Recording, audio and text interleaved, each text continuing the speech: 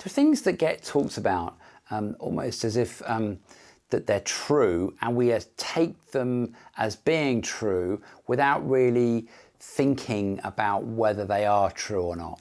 And one of those things that I hear a lot about is where people say, if you want to burn your belly fat, do this exercise, or if you want to have 6 foods that will burn your belly fat.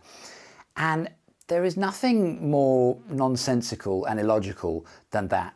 And I came across the term which I love, which is that something is biologically implausible.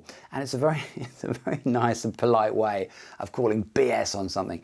And the idea of burning belly fat is illogical. And here's why. Here's why you cannot burn belly fat more than, or target your belly fat. Because if you sort of reverse engineer that and say, well, if you can do this exercise by targeting, by burn your belly fat by doing this exercise or eating this particular food, then you could reverse engineer it and say that you could direct where your fat is going to go depending on the foods that you ate. So you could say, right, well, I'm going to have a pizza on Friday, but don't worry, I'm not going to direct it to my belly. I'm going to direct it to my forearms because they're thin. And so you'd end up with fat forearms.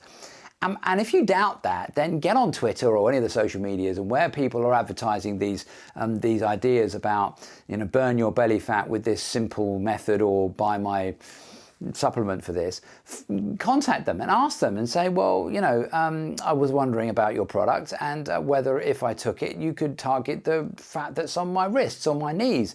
And if the answer is no, you can't, then why not? How can you target the fat that's on your belly, but not target the fat that's on your ankles? It doesn't make any sense. Fat is not taken into the body in the same way that the other nutrients, such as carbohydrate and protein is. They're broken down slightly differently. And so fat gets distributed, and there isn't a cell in the body that can't take on fat in some way as an energy storage, so it can go everywhere. But it's pushed out around the body through being mixed with the lymphatics. So it doesn't get absorbed through the small intestine like the carbohydrates and amino acids do. It gets mixed with bile to emulsify it and help it to be absorbed and to change the surface area of it.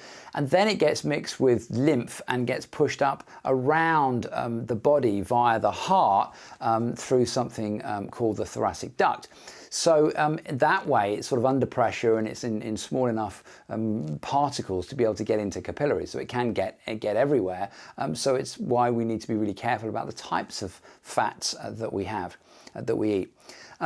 Fats really aren't all equal. It puzzles me because we have this this measurement that says, a gram of fat is 9 calories and a gram of carbohydrate is 4 or 5 calories, and so therefore, ergo we should eat less fat and more carbohydrate. But are we therefore saying that the fat that comes from Brazil nuts or almonds is the same as the fat that comes from a portion of fast food, fried chicken or what have you? And I'm going to say that I think that's unlikely, because the way that we measure calories is through something called a calorimeter. You put the item in an oven, you burn it, and then you measure the energy that comes from it. Well, the body isn't a furnace. It breaks things down in very different ways and absorbs fats and carbohydrates and things in a very different sort of way that, say, simply burning them in an oven will. So although it's a crude measurement and it's something to start with, not all calories are necessarily going to be equal, and so therefore they're not necessarily going to be stored or loaded in the body in the same way.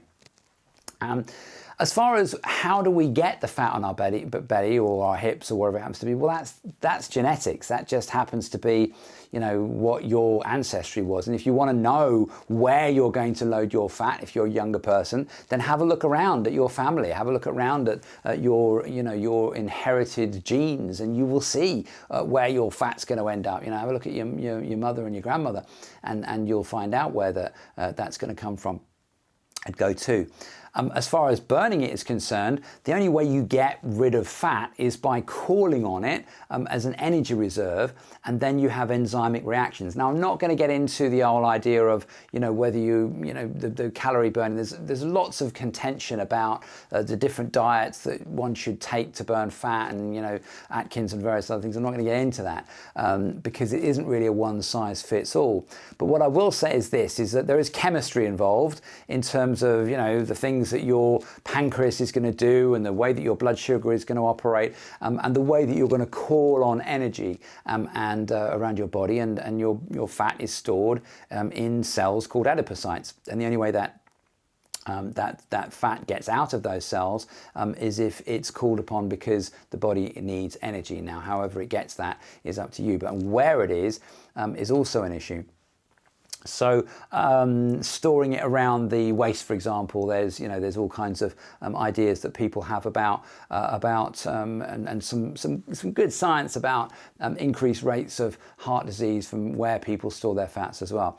But the bottom line is, you can't burn belly fat, and you can't put fat on your specify where your fat is going to go. It's a myth. It's the same myth as that you can take this green powder and you can detox. I'll do that in another video, but you can't detox either. If you're watching this bit, it's because I forgot to say, please subscribe, like, and give me comments, give me feedback. I love getting questions. I love getting ideas and what you think. So please let me know. It's really important for me to know that somebody's out there. Bye for now.